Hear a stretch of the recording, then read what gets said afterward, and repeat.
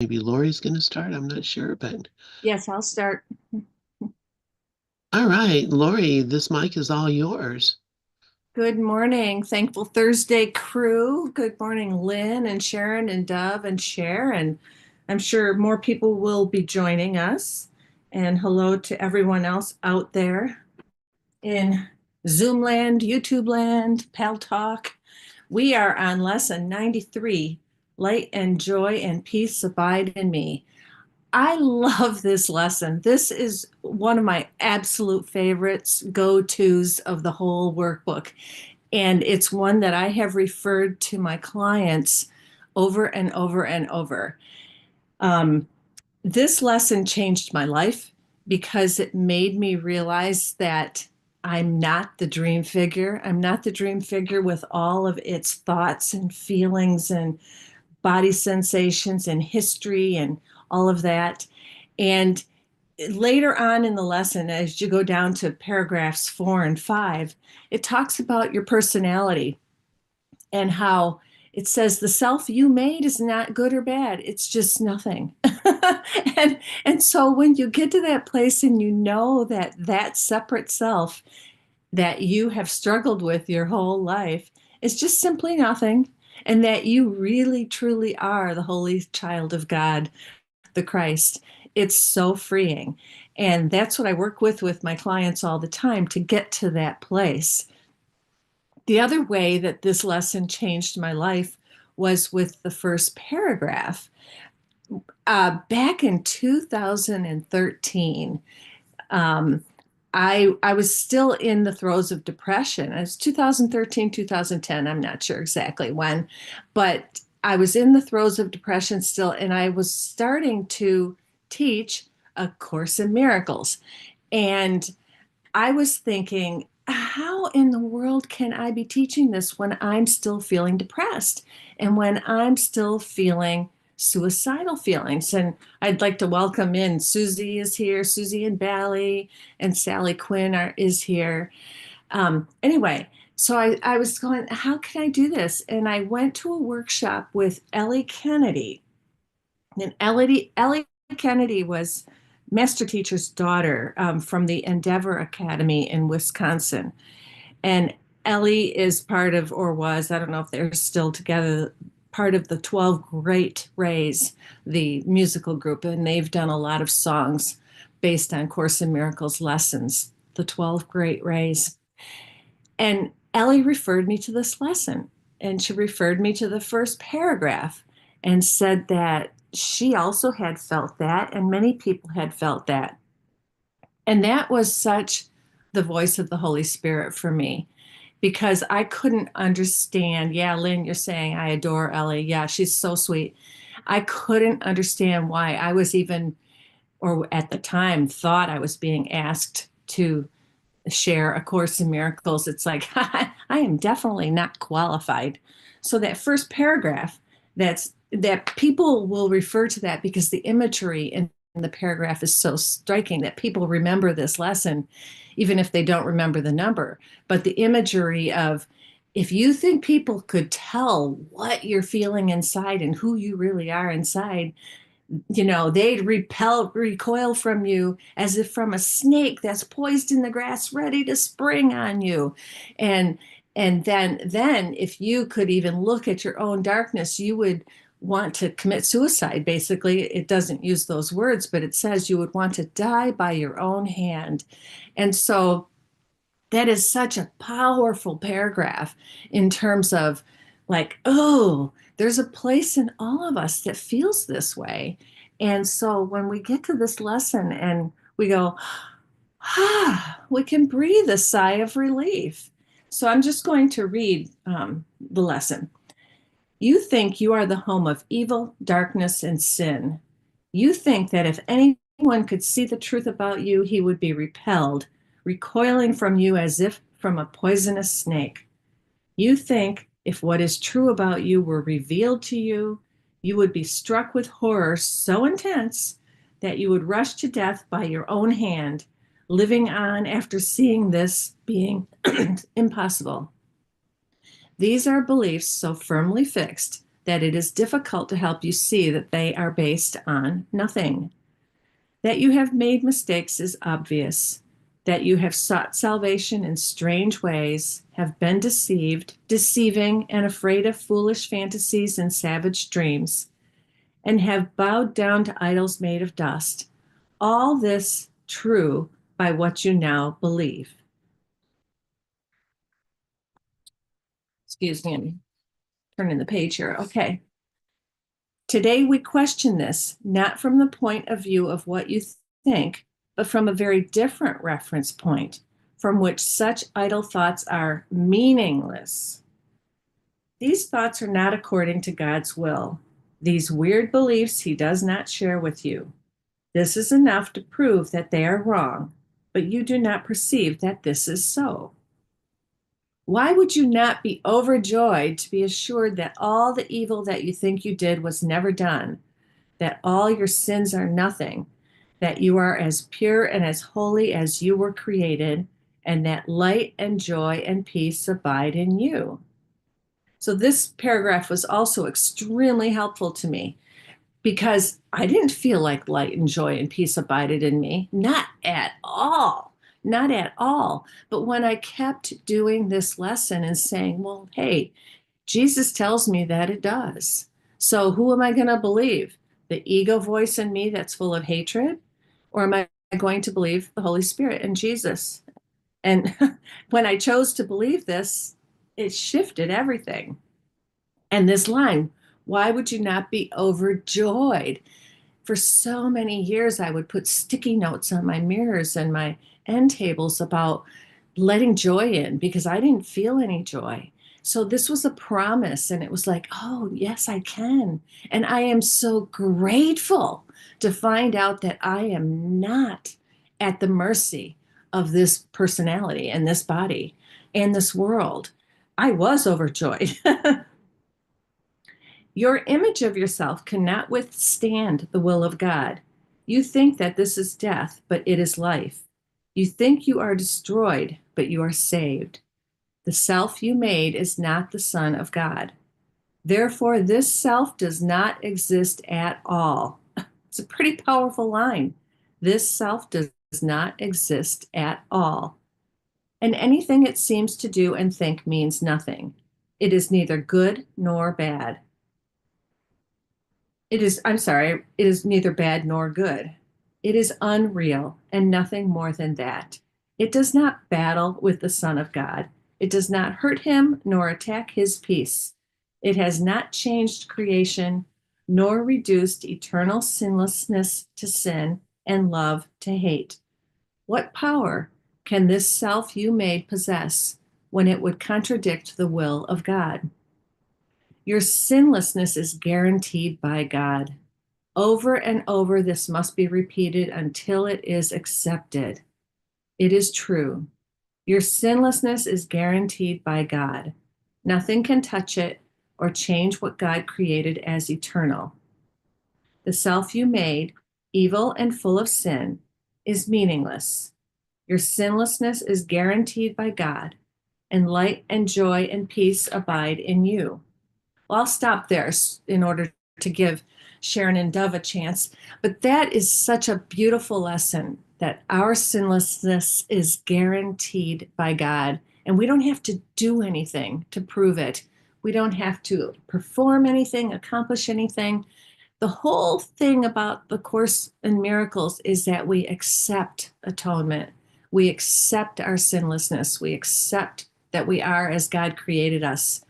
And that's it. That's it. This is a course in receiving, receiving, yeah, psychically, emotionally, what we already are, opening to it. You could say it's a course in remembering, accepting, acknowledging what is already there. And it's not based on any proving of any personality. And that's what personalities and bodies are all about in this world. We have to prove ourselves and make our way in the world. And this says, nope, you don't. So with that, I'm going to turn it over to Sharon. Good morning, Lorri. That was beautiful. Can you hear me? Yes. Okay, good. Good morning, everyone. Yeah, this lesson is a good lesson, and I'm going to look through it and see what comes up for me. I was actually afraid of this lesson because I recalled a time I had a couple depressions in my life, but one was very scary. It was after Jonathan was born. It was postpartum, but it was what they call like a serious one. And the only reason they didn't hospitalize me is because I demanded that they don't. I was terrified of hospitals when I was that young because the way I grew up, my mother was always threatened to go to the hospital. It's all the story that I'm telling myself about the character, right? But what I remember when I read this, I immediately, the ego shifted to that period of my life where, I knew that the people in front of me were the people, but like, for instance, I'd look at my ex-husband and I would see the Wicked Witch of the West, but it was actually like a cartoon. So I would go back and tell my psychologist, that that I saw the witch. She said, "You couldn't have seen the witch. You were hallucinating, whatever it was." This has happened before where spirit will just give me a vision of what I believe. But the truth is, I still had so much resistance, and I did not understand that all the people outside of me that were so cruel were me. See, that's the thing. I didn't have depression in an everyday life at all. I just had episodes. And the character that I played was always like happy-go-lucky, very neurotic, but very friendly, always looking for the good in everybody. And, that could be attributed to, just my personality. I don't even know, because what happens to somebody like this mind when this happens is to bury it. You bury under layers, right? The layers of the hatred. You don't know it's about you. You think it's about everybody else. So what I saw in this lesson was, this is true. This is really what I believe, because I remember seeing people outside of me looking certain ways. And I was like, and also, we all have the same ego, but a different curriculum, which means a different story. So the story was one for this little girl, at least when I played the little girl, of somebody who was a people pleaser, afraid of conflict, didn't like yelling, all of that. But see, when that happens, and it must happen to everyone, you're really hiding your own anger, or at least the IM is, hiding, because, when we read a lesson like this, it is really giving us a recipe. And, the ego will say, well, I don't want to give up Sharon. I mean, after all, I lived here like 70 years. Yeah, sure you do. Sure you do. You want to give up something that's never been. What is the character but nothing? It's nothing. So I have to teach myself daily because, right now in our country, we do see different projections. And if we are at all judging any of them as being a devil or mean or blah, blah, blah, that's us. And that is the truth. When we are in that higher self, we realize that none of it is about anyone outside of us. So what Ken is saying is this is the ego's unholy trinity of sin, guilt, and fear. And we can see that. Sin means separation, but it also means you are bad and you will be punished. Well, I sure believe that. And then the only indication I have for that I remember was when I stole, when I was like maybe 10 or 11 in a 5 and 10. And I had this guilt wave come over me. I was with a group, by the way. I couldn't do this on my own because I was too scared. But I went home and heard something inside say, throw it down the sewer and give it back to God. Now, that probably is the ego, of course. But it was an indication of my fear of God, right? And my fear of sin. So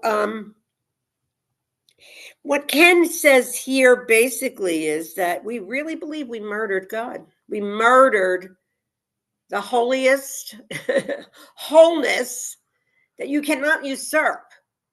And that's a little bit of what the ego made up, because, and this is why this whole dream is playing out perfectly.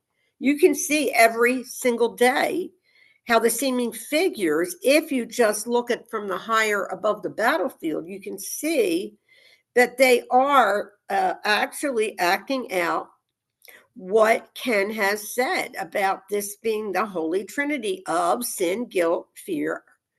And it's so obvious in projection. One candidate will say, well, I think she's a sociopath. And the other one will say, I think he's a sociopath, whatever it is. And you know what? It's so obvious they're projecting. So the movie has become much more clear on how true this book is about that. We really do. We're frightened of everyone, and we don't know it because we have all of this pleasure to fill up that fear. Like, let's have a piece of gum, or let's eat something, or let's clean, or whatever it is. We are distracting, not we, the Son of God distracts itself until it can't. And this body gets upset when it's in pain. I taught second grade this week. So I was at one school on Monday and one on Wednesday, and they happened to be second grade. Now, the first school, the kids were like really talkative and didn't listen. And I just did my best, but I was tired. But by yesterday at another school, I was exhausted. And boy, was the ego screaming about it. How exhausted, because I had a flare, and the fibromyalgia is really gone and in remission most of the time.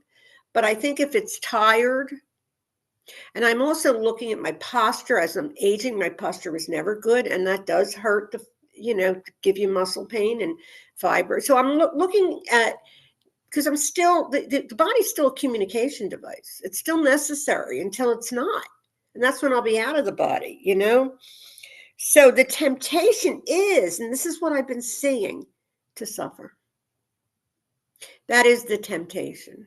There's some kind of habit or habit energy that gets in there, and we say, or I say, that's mine. And that is just what I would call work in progress. Because I often say this is progress, not perfection. The perfection is God.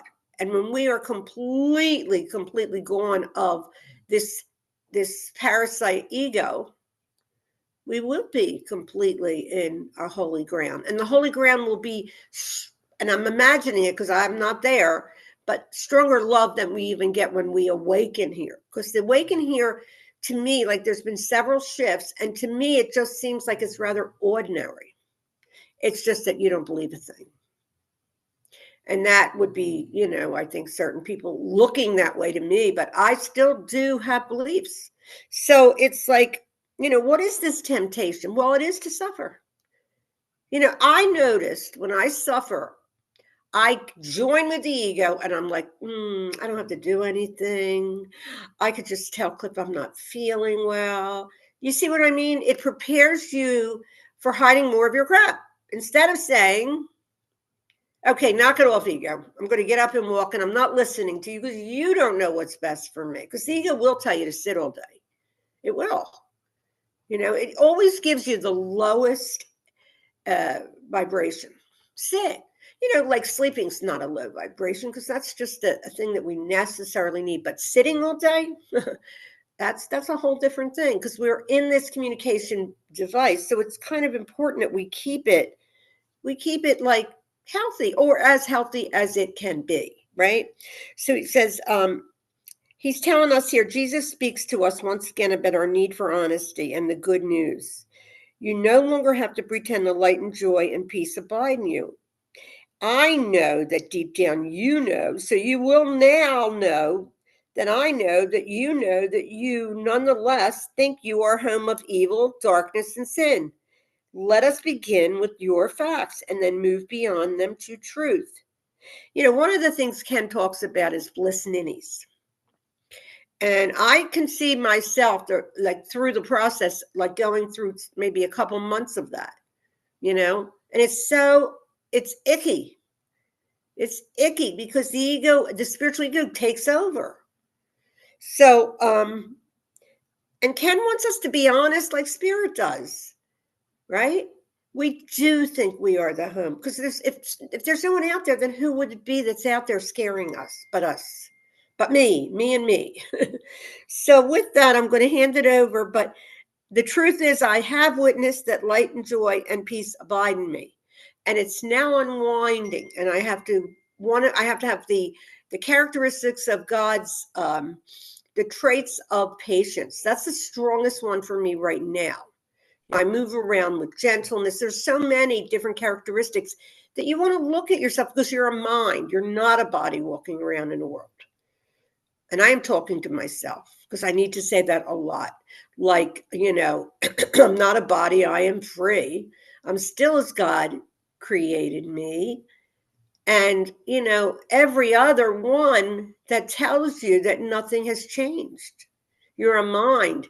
And the projected figure is nothing, which is a habit energy that will thin out and thin out and thin out and thin out. And I notice when I'm actually talking from within, which is a different vibration, I do feel that way.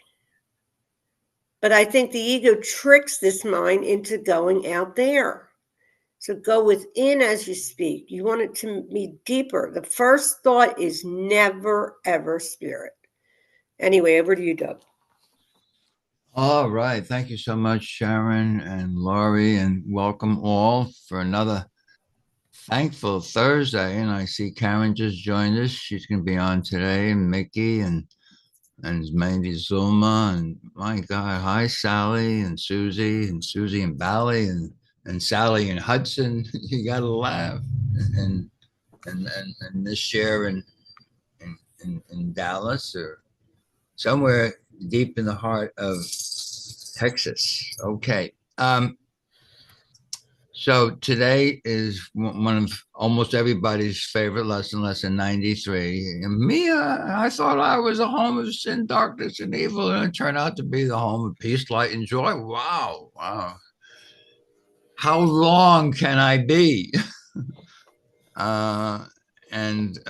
Just to start off, I'm going to, like I usually do, Ken Wapnick says the same thing. He says, listen, how wrong can you be? I'll give Ken's quote on this lesson 93. Of course, if this comes from a much larger thing, which is his journey through the workbook, but these are the two sentences or few sentences that I pulled out. He says, Jesus is letting you know again, again and again, that he knows that you still think that you're right and he's wrong. This is an extraordinarily important idea, because studying, learning, and practicing A Course in Miracles, not to mention living it, rests on the assumption that you have accepted. Now, there's that word accepted, and that was the word that Sally spoke on the other day, and Ken Wapnick says the word accept or acceptance is the most important word in the Course, because the ego doesn't accept anything. Ego resists. Resist is the exact opposite of accept. I mean, that's where that 4 or 5 word sentence comes from. Ego analyzes is to, I got to understand this in order to accept it. No, ego analyzes, spirit accepts.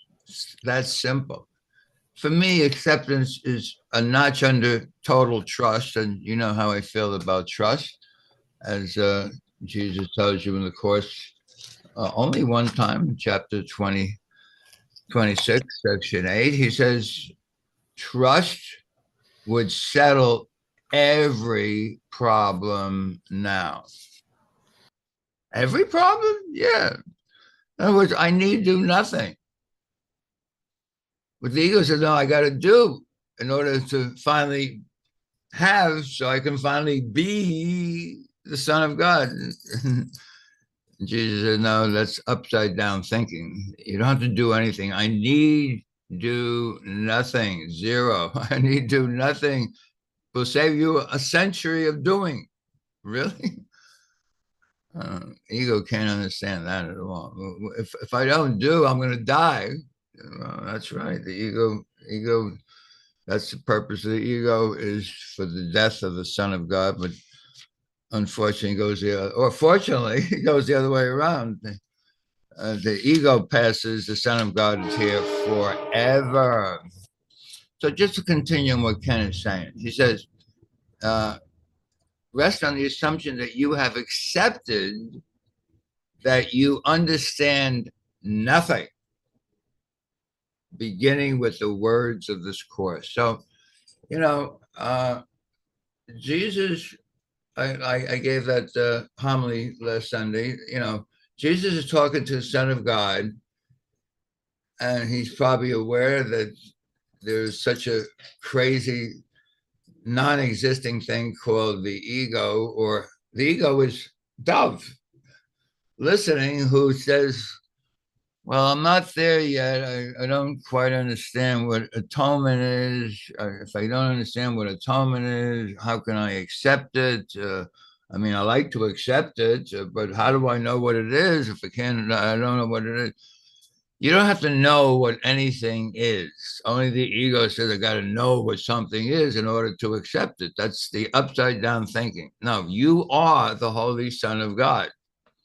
Accepting the atonement simply says that nothing happened, and I am as God created me. I am not this body.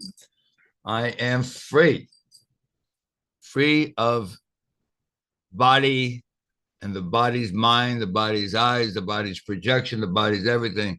If I'm free and I'm rising above the body, I'm rising above the battleground. The battleground is over here. I'm rising above it. I'm into awareness. What is awareness? Well, awareness is just simply aware. And he tells you what your home that you never left is. He says, do you know what heaven is? It's an awareness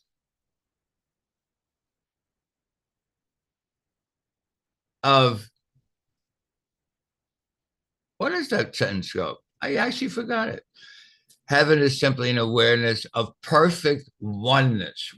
Now, ego has no idea what the word oneness means because it only sees two-ness. I remember when I wrote my book, Into Oneness, I sent a copy to Ken Wapnick, and he started laughing. He said, yeah, into two-ness. I said, no, it says into oneness. It says in two-ness. Yeah, that was Ken's sense of humor. Anyway, ego has no idea what the word oneness or equality is. Ego is blindsided to sameness, blindsided to equality, blindsided to oneness, has no idea what oneness is. That's why we think that we're the home of sin, darkness, and evil, because we believe in specialness. That's two-ness. I'm special, you're not. Or maybe I'm not as special as you are, but one day I'm going to be more special than you are. It's always one or the other, one or the other. That's what sacrifice is. And he tells you that sacrifice is the one idea behind all of the world's pain, suffering, lack, loss, poverty, starvation, and even death. And what is sacrifice? One or the other. I'm choosing me over you. Who cares about you? I only care about me. You got to laugh. This stuff is laughable. And with that, I thank everyone for listening. If anyone you want to raise your hand for sharing, please do. If not, Lorri, back to you. Thank you, Dove. I don't see any hands up. So what you were just saying, ego has no idea of oneness. I can totally relate to that. I don't know what oneness is. And so sometimes I'll just go into meditation and I'll just feel God's love and everything. But if I try to think oneness, there's no way. But if I am in my higher self and I just love people, I automatically feel one. And the loved ones of mine that have dropped their bodies, those are the ones I feel the oneness most fully with, because there's no body interference. They feel like they're in me because guess what? They were. That's where they've always been. They've always been in your mind. And I remember the biggest lesson I got from this was when I went to the Bahamas for a job, and Rod and I were living down there, and I was missing my soulmate cat. And I just said, "Oh, I miss him so much." And Rod said, "Well, where is he?" And I said, "Well, he's in my heart." And Rod says, "No, he's in your mind, where he's always been." I'm like, "You feel it in your heart." And of course, if you know that your heart center is another mind, or it is the mind, that's another way of looking at the heart. Because the heart, even like in A Course in Love, it's not saying that the heart is the physical heart. It's the heart of your being. It's where you feel God's love. It's where you know God's love is the only thing that's real. And in that, you know oneness, and you can't describe it, because I always got hung up on that, thinking, well, what's oneness? I don't feel one with people. And when you're walking around in a body, you're not going to feel one with people if you think you're that body and you think they're those bodies. You're not going to feel it, because that's the whole purpose of a body, is to separate. The Course says the body is a fence, and it is. And so that's why I'm so grateful for these experiences with my loved ones who have gone on, and knowing that they're not their bodies. And I see Sally's got her hand up, and I'll get to you just in one second. I want to tell a story of when my dad passed and when my mom passed. There, when my dad passed, I came in the room, and his body looked like a dead body. It had the half eye open, the pus coming out of the eye, the mouth open, and gray and yellow, and it was an ugly body. But I'll tell you what, he was absolutely beautiful to me, because what I was seeing was past the body. I was seeing life, spirit, God. Even though it looked like death, I felt and I knew what my dad was. And I understood what the Course meant when it said seeing past the body. And the same thing happened with my mom. My mom, who transitioned just in January. And this was on a video camera, not in person, and it doesn't matter because the body's not real. And my mom had said, "You don't need to be here for us to be together." And I was in Mexico and she was in Michigan. But I felt like I was with her. So my sister turned the camera to my mom, who was in the final stages of dying, and she was only an hour away from death, from the transition, I should say. There is no death. And she had that death look, she was breathing, the heavy breathing, her mouth was open, her eyes were closed, and she had the death look. And I'll tell you what, the flood of love that I had for her, and seeing past the body, and she looked absolutely beautiful to me, even though the body's eyes would say it's a pretty icky looking body because it's about to go. But anyway, that's oneness. That is oneness. And now I know my mom and my dad are one with me. There's just, you can't, I can't even speak. Well, and that's that line in lesson 169. We say God is, and we cease to speak, and that's how I feel with love is, life is, truth is, oneness is, and I can't say anymore. And yes, Karen, you just wrote in the chat, minds join, bodies do not. So I'm going to let go of the mic, and Sally, you go ahead and speak. Oh, I just wanted to comment on your share. It was so beautiful, and I'm always trying to think oneness, and that was brilliant. That you can't think oneness because the thinking isn't existing. It's not, you're not thinking at all. And I was in the hospital recently, and talking about acceptance the other day. I just accepted that I was there, and I accepted that my purpose there is for forgiveness and just to spread love.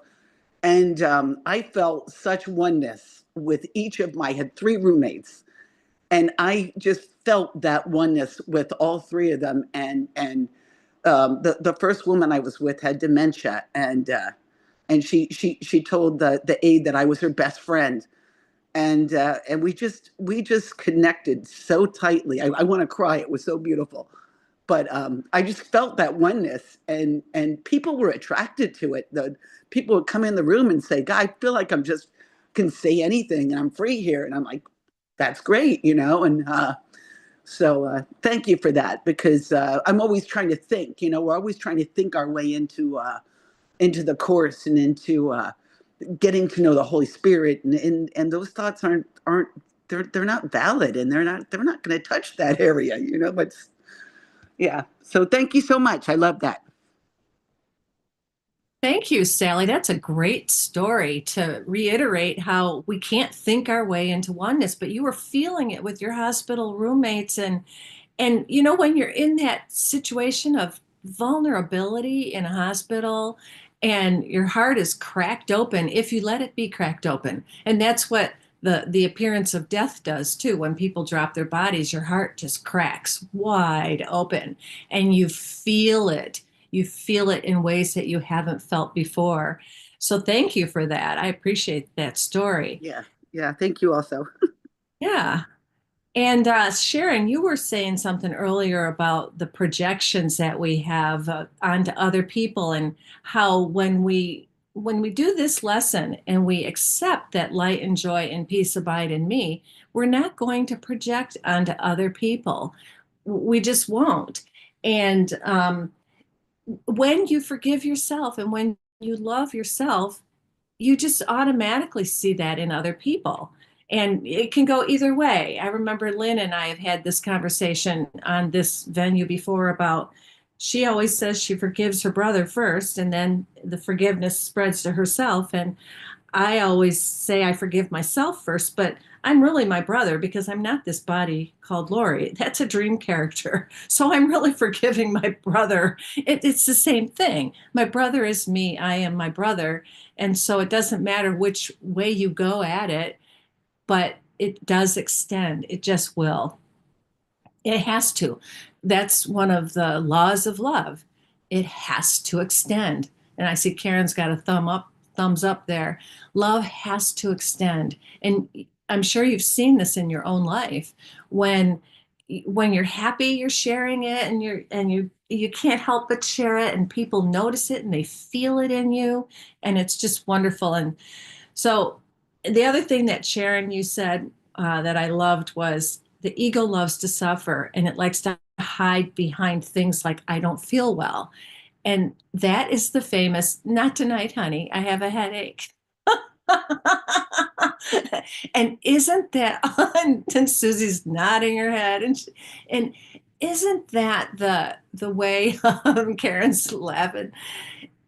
But it's true. And what's really funny is that I I know better. I know that when I'm sick, I'm doing it to myself. But the people I live with and my family members, they don't know that. So sometimes I can actually I know. Yep, Susie. Shh, shh. Don't. It's like, oh, I'm not feeling well.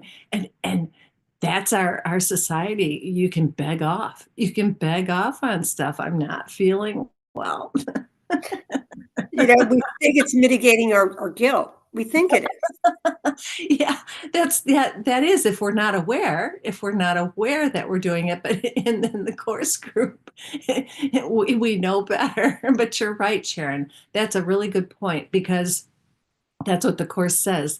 The ego thinks that by punishing itself, it will mitigate the punishment from God. And, we see that. We can see that when people get cancer or whatever, we can see it. And I was just thinking about that this morning, that is such a tightrope, though, between knowing that we all take 100% responsibility, but not blaming the ego or blaming the victim, or you gave yourself cancer, which you would never, ever, ever want to say, and, the person themselves, really, I don't think they gave themselves cancer necessarily. Some people you can kind of see it, but most people it's like, oh my God, because we do go along And we don't know all these subconscious things that are going on. And it's also the ego script. It's all those things that were there. And I know the way Joe Dispenza approaches it, when he'll answer that question and he'll say, well, you did by default because you didn't choose love. You didn't choose health. You didn't keep your mind on the truth of your being. And so by default, you gave yourself cancer. And that's a gentler way of saying it. Because I remember when Debbie Ford, who wrote The Dark Side of the Light Chasers, she died of cancer. And, she's been in metaphysics her whole life. And of course, there's the you create your own reality thing that metaphysical students have. And she talked about how painful that was. It's like this blame game while she's dying. And that's a horrible thing. And so if we look at it like, well, Debbie Ford was a dream character like everyone else. The dream characters are being run by the ego thought system.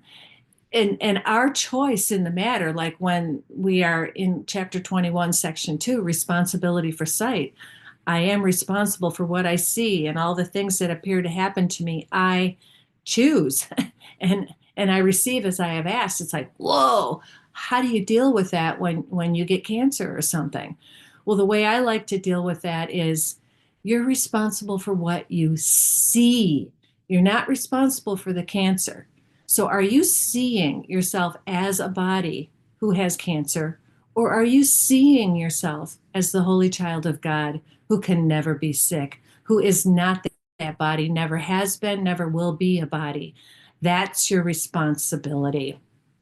So Sharon, you put a heart there. So I'm going to turn this over to you now, Sharon, with that. You explained this so well. You could feel spirit coming right through. Because it's not like we say, well, we had I wanted cancer and I had a plan. It doesn't even matter. What we're seeing is separation. Once we see it separation, it's a virus. It passes through our script. So if you see a brother, or Debbie Ford would see herself in the mirror with cancer, then she would be in guilt. But if she would see the everything or the nothing in the mirror, it would be different. Now, it doesn't mean like if you continue, like a person can continue to go through their, process, their unfolding, and they can still, at the end of their life, I imagine, believe they're a body because they're leaving. And that could be a very strong energy. In fact, I don't know because I'm not there. So I don't, I am there because there's no me. But I mean, in that kind of situation. But, as far as I see it, this is not a course to give you more guilt. And that's why, when Ken Wapnick would talk about bliss ninnies, he realized that a lot of bliss ninnies, basically, they're in the spiritual ego and they can get mean. And that isn't okay either, but that's okay in the story because that's necessary for whatever the other person receives. But at the same time, what I like to do is always try, and that's one thing that I have to do is try to remember to pause. Because the first thought will never be the nicest thought. It won't. Anyway, I'm looking at text chapter 23, and it says here, the overlooking of the battleground is now your purpose. Now, I would say that's where we all are, right? Hi, Sally. Hi. Anyway, be lifted up and from a higher place look down upon it. From there will your perspective be quite different. Here, murder is your choice. Yet from above, the choice is miracles instead of murder. And the perspective coming from this choice shows you the battle is not real. Now let's just stop there. I can see Sharon sitting here, okay? I can see it. The seer is out. I can know that she's sitting here. Guess what? As the seer or vision, you see that you're everywhere, and Sharon is just a character in your dream. So But we have a choice. And what is that? That's a miracle that I can even see that. But if I return and say, but, it's murder. Do you realize the feel of the difference? There's power, which is God, and there's force, which is ego. It pushes up against everything. And it is those sharp scissors that cut into all of us, right? You know, what Jesus is asking us is to just be honest. Honesty will get you everywhere. And what is the honesty? Well, there's still a large part that's, or maybe a small part, but a part in me that still wants to be Sharon. And that part, I can only laugh away. Now, you could say, well, you're doing it. Well, personally, once I fall into it, I could definitely go back to the script. I know that. But I also can realize that it's laughable, because how in the world could I usurp God? How in the world could Sharon, the character, be anything but a figment of my imagination and all of ours? So I love when he says, yet from above, the choice is miracles instead of murder. And the perspective coming from this choice shows you the battle is not real. If you can see yourself, you know it's not real. Who's seeing yourself? Who is that? That's God. Or God consciousness, right? Because this is still illusory. Even when you wake up, you're still in the illusion. When the temptation to attack rises to make your mind darken and murderous, remember you can see above. Remember you can see above the battlefield. And, you know, he's basically, so he goes, when the temptation to attack rises to make your mind darkest and murderous, remember you can see the battle from above. So no one from the battleground. For there you look on him from nowhere. You have no reference point from where to look, where meaning can be given what you see. And what do you see here? Well, when I'm looking now through the eyes of truth, the camera eyes can't do a thing. Nothing comes out of those eyes but a camera, like just a program. But the higher mind sees it all. So when you look at that and you realize, how could this be real? But we all know it's not. And we know it on a deep level. However, these are layers that we are dissolving and walking each other home with them. And it's beautiful. You know, I really believe at this point that the mighty companions in our lives are so significant, because you do know it says when two or more are gathered, ideas grow stronger. And most of us go right back into the 3D world rather than live from the 5D. So this is like something I think that Spirit brought into focus, even though this course is a self-study course. So, you know, getting to the point of the battleground this morning, I don't know, I must have listened to Keith over and over and not realized it, but it was all about this, Keith Kavanaugh, all about the idea that we're not these bodies, so get off of it. And he laughs. But that's the thing, the conviction. Well, if we wait till tomorrow, what are we doing? We're still in the now. So right here, right now, I say we are all God's son. We are all free. I'm still as God created me. And over to you, Doug. Thanks.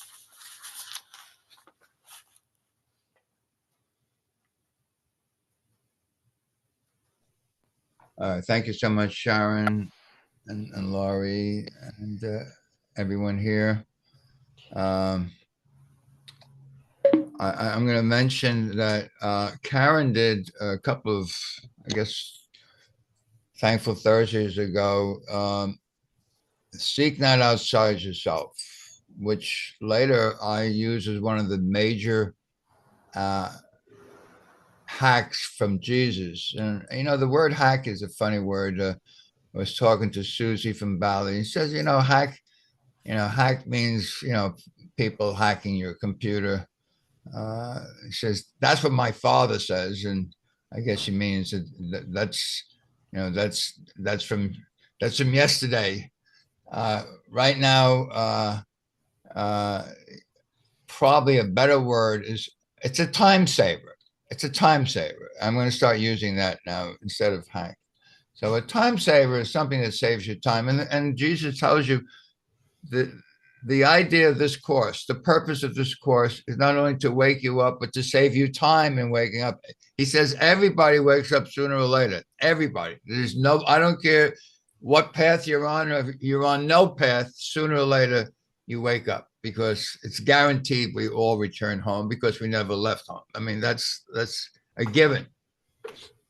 But certain things can save you time. And for sure, last night I spoke in Bogota, Colombia. It was really funny because John Mundy spoke in the morning there, and I spoke in the evening. And I spoke on the same topic. I called it how Jesus can save you time and make the course easy.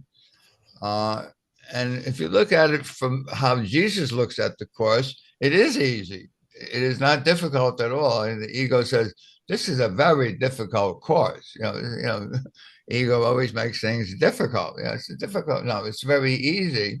But you have to be aware of what Jesus is actually saying to you. He's not talking about anything in form. So if there's nothing in form, you're not looking out in the world. You're actually saying, wait a minute, there's nothing out there I need or I have to get, or my purpose is to remember the truth of what I am. That's the only purpose. So I think it's chapter 29, section 5, if I'm wrong, Karen, corrected. Chapter 29, section 5 says, seek not outside yourself. If you keep looking outside yourself, you're going to fail. He used that. He has a 3 or 4 word sentence. You must fail. He says that you must fail because there's nothing there. When he said there's nothing outside of you in chapter 18:6, beyond the body, Dove didn't believe that 40 years ago. And John says, ultimately means now. And now I realize why there's nothing outside of. He's not talking to Dove, the body. You think he's talking to egos? Really? He doesn't talk to egos. He talks to his brother, his younger brother. He says, I am your elder brother. And, I walk with you, and take my hand. It's really there. So, but he's talking to the Son of God. He's not talking to Dove, the body. And he says, stop looking outside of yourself. There's nothing there. And why would you look for something? The ego's only purpose, and ego has purpose too, by the way. Ego is not a dummy. Ego's purpose is to keep you stuck in flypaper,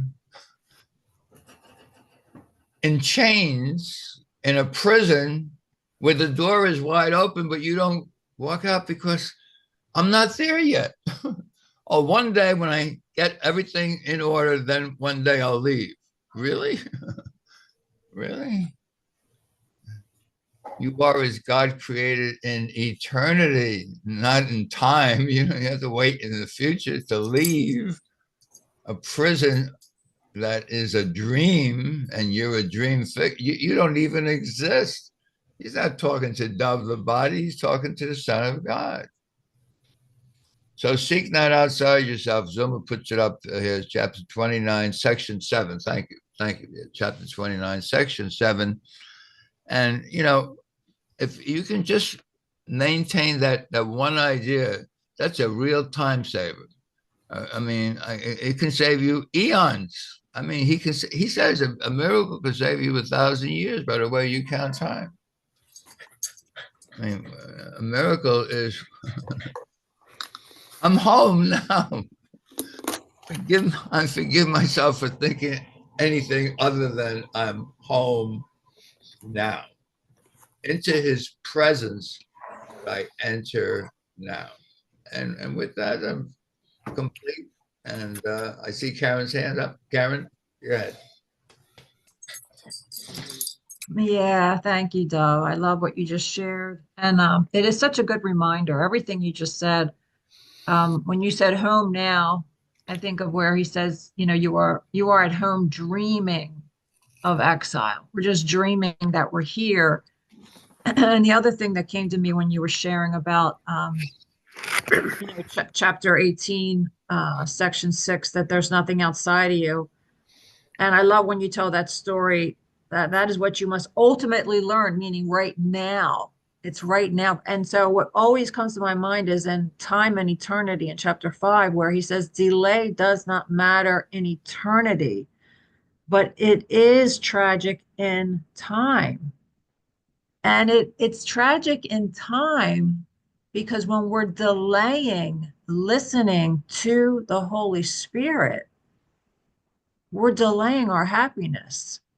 We're delaying the miracle, and that's been my experience when I choose to be right rather than happy and not listen to the Holy Spirit. So that is another hack for me, that delay does not matter in eternity, but it is tragic in time. I'm already home dreaming of exile, but in form, I can sometimes delay.